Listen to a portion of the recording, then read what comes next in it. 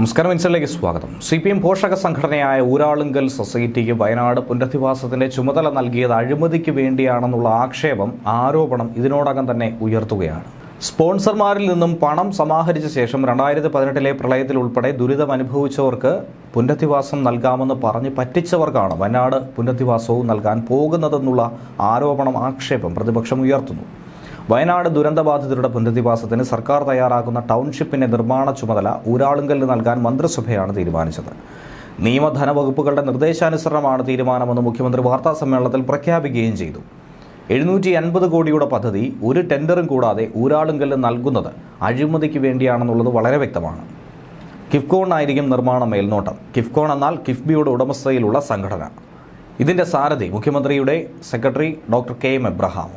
2 ടൗൺഷിപ്പുകൾ നിർമ്മിക്കാനാണ് മന്ത്രിസഭാ യോഗം തീരുമാനിച്ചത്. 1000 ചതുരശ്ര അടിയിൽ ഒറ്റ നിലയിലുള്ള വീടുകളാണ് നിർമ്മിക്കുക. 750 കോടി രൂപയാണ് പ്രതീക്ഷിക്കുന്ന ചിലവ്. ചീഫ് സെക്രട്ടറിയുടെ നേതൃത്വത്തിൽ തയ്യാറാക്കിയ മാസ്റ്റർ പ്ലാനിനാണ് മന്ത്രിസഭാ യോഗം അംഗീകാരം നൽകിയത്. താമസക്കാർക്ക് ആവശ്യമെങ്കിൽ ഭാവിയിൽ മുകളിലത്തെ നില കൂടി പണിയാൻ പാകത്തിന് അടിത്തറ ബലപ്പെടുത്തിയാകും വീട് നിർമ്മാണം. പണി തുടങ്ങിയാൽ പിന്നെ സമയബന്ധിതമായി തീർക്കാൻ കൂടി ഉദ്ദേശിച്ചാണ് പദ്ധതിയെന്നും സർക്കാർ വൃത്തങ്ങൾ വിശദീകരിക്കുന്നുണ്ട്.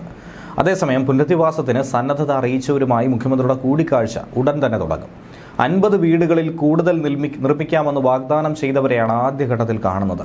കർണാടക സർക്കാരിൻ്റെയും രാഹുൽ ഗാന്ധി MPയുടെയും പ്രതിനിധികളുമായി കൂടിക്കാഴ്ച നടത്തും. മുസ്ലിം ലീഗ്, DYFI സംഘടനകളെയും കൂടിക്കാഴ്ചയ്ക്കായി വിളിച്ചിട്ടുണ്ട്. 12 മണി മുതൽ തിരുവനന്തപുരത്ത് കൂടിക്കാഴ്ച നടക്കും. എസ്റ്റോൺ എസ്റ്റേറ്റിലും നെടുമ്പാല എസ്റ്റേറ്റിലുമാണ് 2 മോഡൽ ടൗൺഷിപ്പുകൾ നിർമ്മിക്കുന്നതെന്ന് ചീഫ് സെക്രട്ടറി ശാരദാ മുരളീധരൻ അറിയിക്കുകയും ചെയ്തു. പുനരധിവാസം സംബന്ധിച്ച് മുഖ്യമന്ത്രി പിണറായി വിജയൻ വിളിച്ചു ചേർത്ത വാർത്താസമ്മേളനത്തിലാണ് ചീഫ് സെക്രട്ടറി ഈ കാര്യങ്ങൾ വിശദീകരിച്ചത്. പുനരധിവാസ മാതൃകയുടെ ദൃശ്യാവിഷ്കാരവും പ്രദർശിപ്പിച്ചു. കൽപ്പറ്റയിൽ കൂടുതൽ വീടുകളും നെടുമ്പാലയിൽ ഭൂമിയുടെ കിടപ്പനുസരിച്ച് കുറച്ച് വീടുകളുമാണ് നിർമ്മിക്കുന്നത്. 2ഇടത്തും നിലവിൽ താമസിക്കുന്നവർക്കും ഈ സൗകര്യങ്ങൾ ഉപയോഗിക്കാൻ കഴിയുമെന്നാണ് സർക്കാർ പറയുന്നത്. കേരളം CPMന്റെ പോഷക സംഘടനയായ ഊരാളുങ്കലിന് തീറെഴുതിയത് 1ാം പിണറായി സർക്കാർ അധികാരത്തിൽ വന്നതു മുതലാണ്. സുപ്രീം കോടതിയെ ഒരു ഉളുപ്പുമില്ലാതെ കേരള സർക്കാർ ഇക്കാര്യം അറിയിക്കുകയും ചെയ്തു. സാമ്പത്തിക പരിധിയില്ലാതെ ഏത് പ്രവർത്തനങ്ങളും ഏറ്റെടുക്കാൻ ഊരാളുങ്കൽ സൊസൈറ്റിക്ക് അനുമതി നൽകുന്ന ഉത്തരവ് ഇറക്കിയിട്ടുണ്ടെന്നും സർക്കാർ സത്യവാങ്മൂലത്തിൽ വ്യക്തമാക്കുന്നു. കോഴിക്കോട് കേന്ദ്രമായി പ്രവർത്തിക്കുന്ന ഊരാളുങ്കൽ ലേബർ കോൺട്രാക്ട് കോപ്പറേറ്റീവ് സൊസൈറ്റിയുടെ 82% ഓഹരികളും സംസ്ഥാന സർക്കാരിൻ്റേതാണെന്ന് വ്യക്തമാക്കിയാണ് കേരളം സുപ്രീം കോടതിയിൽ സത്യവാങ്മൂലം ഫയൽ ചെയ്തത്.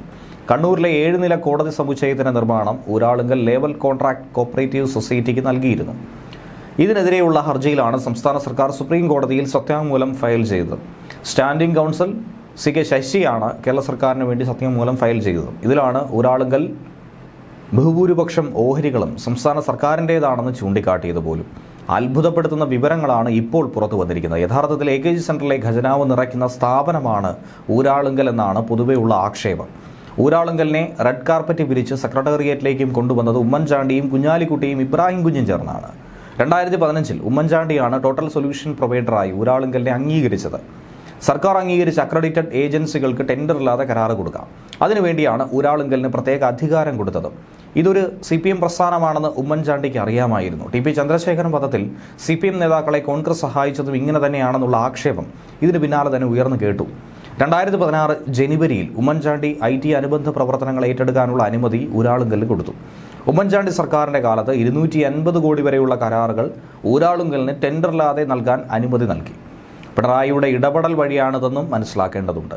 LDF സർക്കാർ 2017 ഇത് 500 കോടിയായും 2019 800 കോടിയായും ഉയർത്തി. ഇപ്പോൾ ഈ പരിധിയൊക്കെ തന്നെ എടുത്തു കളഞ്ഞു. UDF സർക്കാരിന്റെ കാലത്ത് കോടികളുടെ കരാറുകളാണ് ടെൻഡറില്ലാതെ ഊരാളുങ്കലിന് കിട്ടിയത്.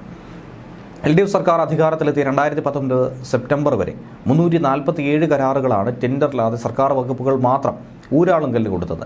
നിയമസഭ, തദ്ദേശ സ്ഥാപനങ്ങൾ, പൊതുമേഖലാ സ്ഥാപനങ്ങൾ, ബോർഡ് കോർപ്പറേഷൻ എന്നിവയെല്ലാം ചേർത്ത് 1000ഓളം കരാറുകൾ ഇതിന് പുറമേ തന്നെ നൽകിയിട്ടുണ്ടെന്നാണ് വിവരം.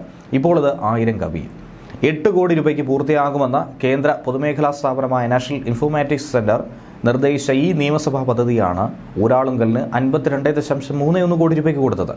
ഉയർന്ന നിരക്കിൽ കരാറ് കൊടുത്ത് അത് മറ്റു പല ഏജൻസികൾക്കും വ്യക്തികൾക്കും ഉപകരാർ നൽകുകയുമാണ് ഊരാളുങ്കൽ ചെയ്യുന്നത് എന്നുള്ള ആക്ഷേപം പ്രതിപക്ഷം തന്നെ ഉയർത്തി.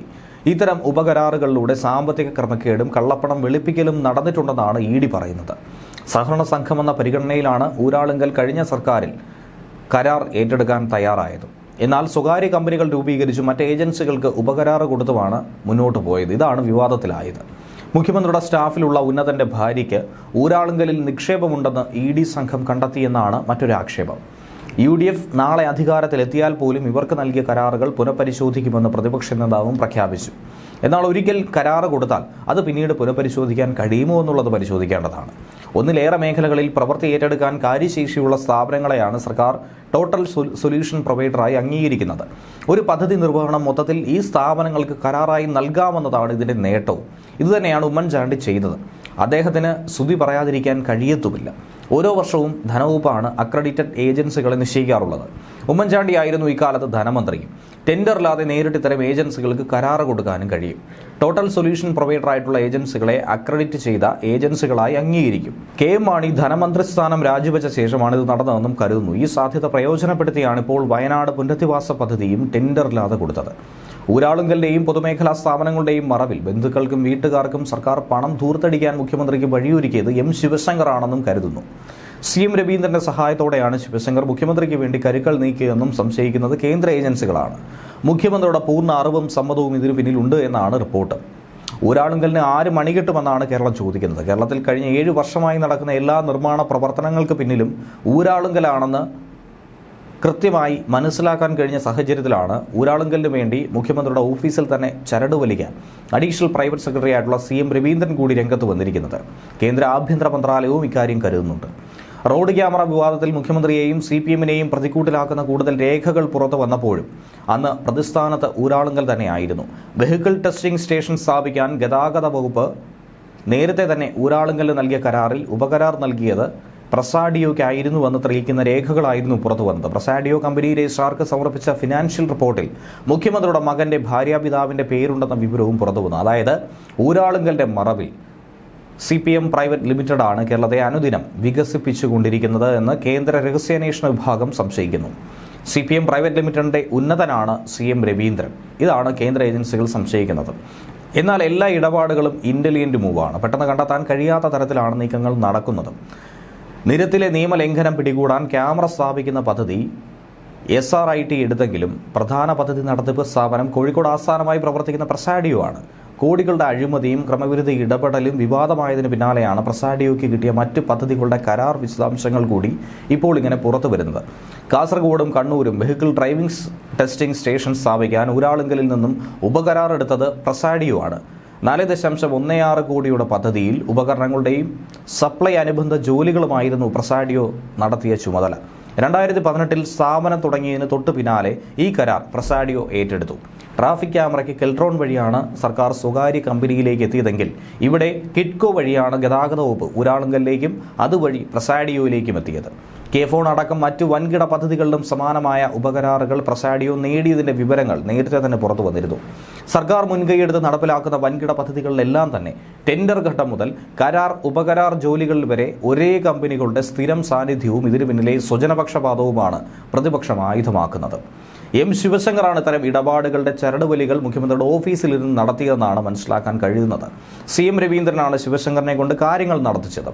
ശിവശങ്കർ രവീന്ദ്രൻ പറയുന്നതൊക്കെ തന്നെ അനുസരിക്കാറുണ്ടായിരുന്നു മുഖ്യമന്ത്രിയും. രവീന്ദ്രനെ CM എന്നാണ് ശിവശങ്കർ അടക്കം വിളിക്കുന്നത്. CM പറഞ്ഞാൽ അത് CM പറഞ്ഞതാണെന്ന് ശിവശങ്കറിന് അറിയാമായിരുന്നു.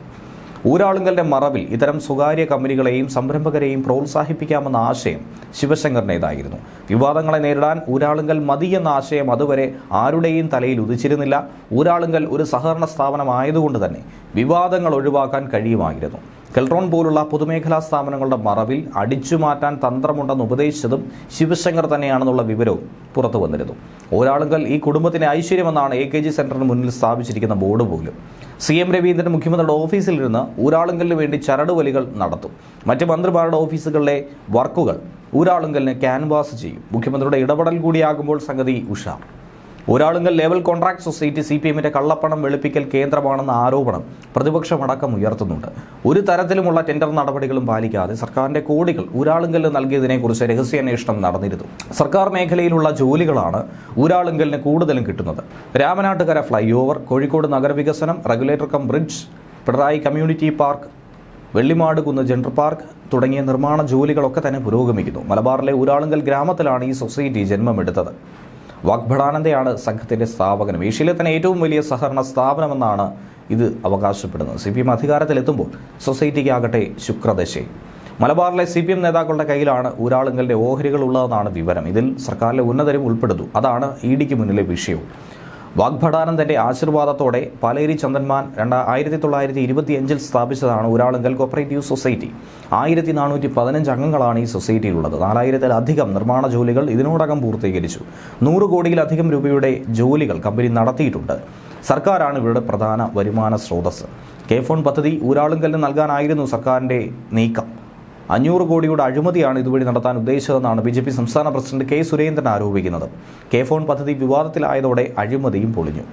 സീഡിറ്റ് എന്ന സർക്കാർ ഏജൻസി നടപ്പിലാക്കിയിരുന്ന മോട്ടോർ വാഹന വകുപ്പിന്റെ പദ്ധതിയും ഊരാളുങ്കൽ സൊസൈറ്റിക്ക് കൈമാറാൻ തീരുമാനിച്ചു.